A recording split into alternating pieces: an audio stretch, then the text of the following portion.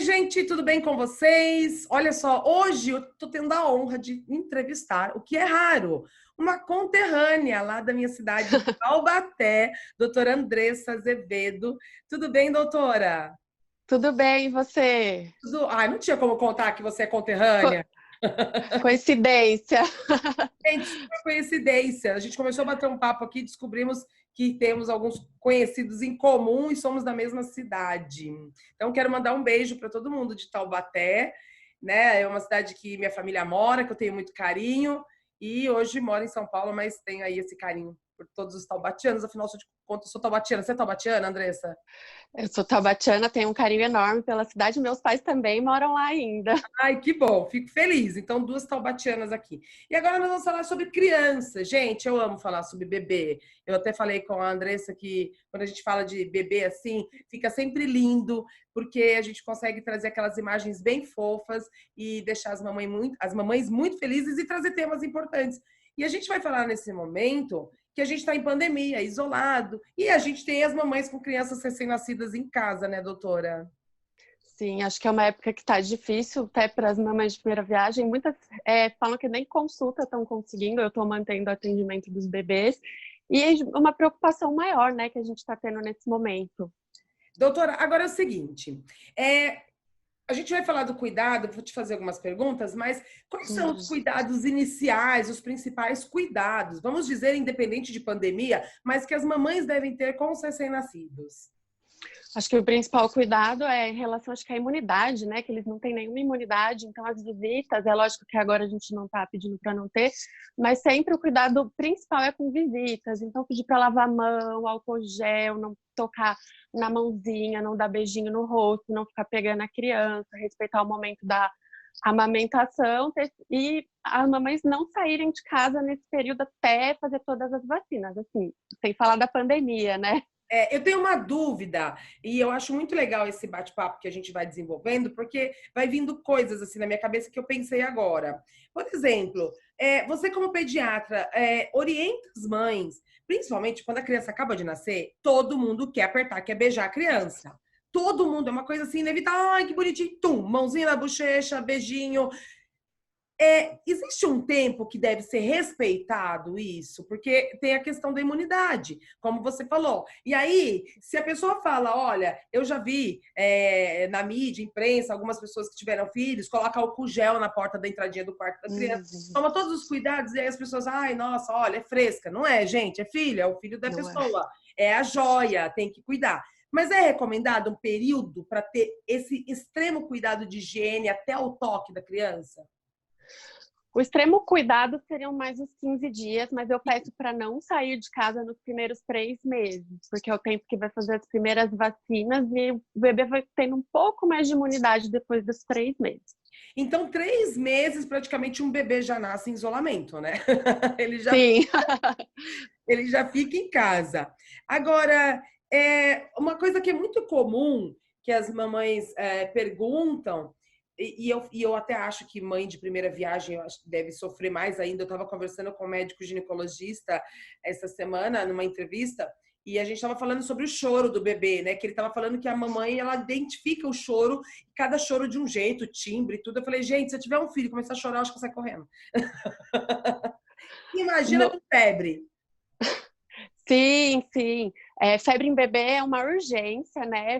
Lembrando que febre é toda temperatura maior ou igual a 37,8. Isso gera bastante dúvida. Febre em bebê até os 3 meses é igual a urgência. Tem que medicar, avisar o pediatra e, infelizmente, está indo até o hospital porque esse bebê precisa ser avaliado, tá? Agora, o que ocasiona, por exemplo, uma febre num bebê? O que pode ter ocasionado isso? Febre no bebê pode ser uma infecção, que daí a gente vai ter que estar descobrindo qual é o sítio da infecção, né? Se é uma infecção urinária, se de repente é uma pneumonia, infecção de ouvido. E uma das causas de febre também em bebê pode ser desidratação, que daí aumenta o sódio e dá febre. A desidratação pode dar febre.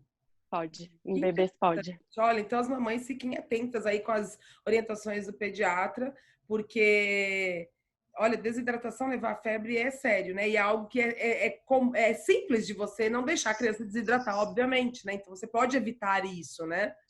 Exatamente. Agora, além de evitar, por exemplo, a febre, o que as mães podem fazer para evitar que, por exemplo, o recém-nascido, eles fiquem resfriados ou doentes? A gente já sabe desse período de isolamento aí da criança de 3 meses, por causa da resistência, da imunidade, mas como elas também podem garantir uma melhor qualidade de vida sem ficar muito doentinho? Lembrar que a amamentação é a primeira vacina da criança, assim podemos dizer. Então, se possível, amamentar, isso vai estar ajudando na imunidade da criança, tá? Se tiver resfriado, vamos pôr a mãe, o pai, usar máscara para estar tendo contato com esse bebê. Inclusive, a mãe, na hora de amamentar, lavar bem as mãos e usar máscara. E visitas que sejam doentes, nem pensar. Olha, que interessante, gente. A lavar as mãos, que agora eu acredito que todo mundo vai criar esse hábito, ninguém vai mais ter que lavar a mão. Eu fico imaginando, pós-pandemia, pós essa fase toda, como as pessoas vão se cumprimentar. Porque às vezes eu encontro alguém que não pode. Eu acho que a gente ainda vai ter um processo, um tempo para se adaptar, a abraçar e cumprimentar as pessoas novamente, né? Com certeza, vai mudar bastante, né? E aí ainda vem a orientação das mães, então mãezinha gripada ou qualquer pessoa doente, mãe tem que pôr máscara porque tem contato com o bebê. Agora, pessoas de fora, nem pensar. Doutora, agora, tem uma pergunta aqui interessante que diz o seguinte: é comum recém-nascido possuir algum tipo de intolerância alimentar ou alergia? A gente sabe que isso existe, mas mais do que isso, é como que a mãe identifica isso, né? Então, fala um pouquinho pra gente sobre alergia e intolerância alimentar. Acho que o principal que a gente conhece é a alergia à proteína do leite de vaca. Lembrando que a proteína não tem nada a ver com lactose, que é o açúcar, tá? A alergia mais comum em bebê é a alergia ao leite de vaca. A gente tem outras também, mas acho que vamos focar na principal, que é o que a gente acaba diagnosticando mais. Sempre atenção ao cocô. Se sair sangue, pode ser um sinal, sim, de alergia à proteína, tá? Manchinhas no corpo logo depois de ingestão do leite, tá? E aquele bebê que fica chiando muito tempo sem melhorar, também é um sinal de alerta que a gente tem que prestar atenção aí desse bebê. Essas manchinhas, porque criança às vezes tem uma picadinha de mosquito e já fica vermelhinho. Tem alguma característica específica essas manchinhas? Tem, são manchas bem vermelhas, elas são mais elevadas, tá? Então, quando você passa a mão em cima, você sente uma elevação nela, que é o que a gente chama de urticárias. Então, é bem característica. Você passa a mão, você sente que ela está elevada. E costumam ser maiores, não são só pintinhas. Ah, tá. Então também tem isso. Ela pode aparecer em mais quantidades maiores, com elevação. Então, com característica de urticária mesmo, que fica mais fácil de identificar. Porque o mosquitinho pica, você vê a picadinha, né? Sim, é bem pequenininha, redondinha. Essa alergia já não tem. Importante então as mamães ficarem atentas a isso. Agora, a gente está no momento que a gente está vivendo isolamento, então tem muitas mães com as crianças em casa.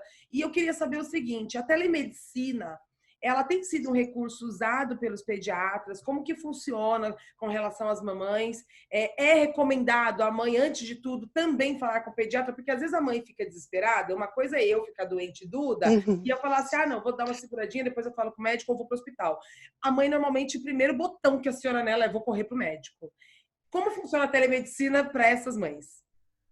Telemedicina, sim, a gente está colocando em prática. Eu também estou atendendo em telemedicina. É possível, é viável, ela foi liberada tanto pelo Ministério quanto pelo Conselho Federal de Medicina.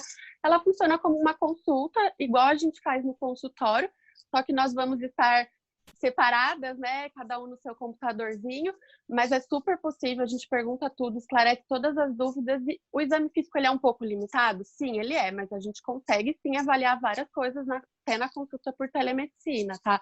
Então a gente está fazendo, ela é viável, a gente orienta as mães para não ficar saindo desnecessário, só realmente ir nas consultas que sejam necessárias. É importante ressaltar, e eu sempre procuro trazer isso aqui na televisão, eu falo sobre isso na Rede TV, eu apresento Saúde Você, eu falo isso na Rede Brasil, que eu também faço Saúde Você, faço no Instagram. Eu sempre falo o seguinte, gente, nada, nenhuma pesquisa ou telemedicina, seja o que for, substituir um ato médico. Mas a telemedicina, nesse momento, como a doutora falou, ela ajuda muito, porque, por exemplo, a gente falou da intolerância. Se a mãe fala, olha, doutora, vou colocar o celular aqui, dá uma olhadinha para ver, porque tem umas manchinhas, ela na hora, ela vai bater o olho e vai falar assim, olha, ele tá com alergia a alguma coisa.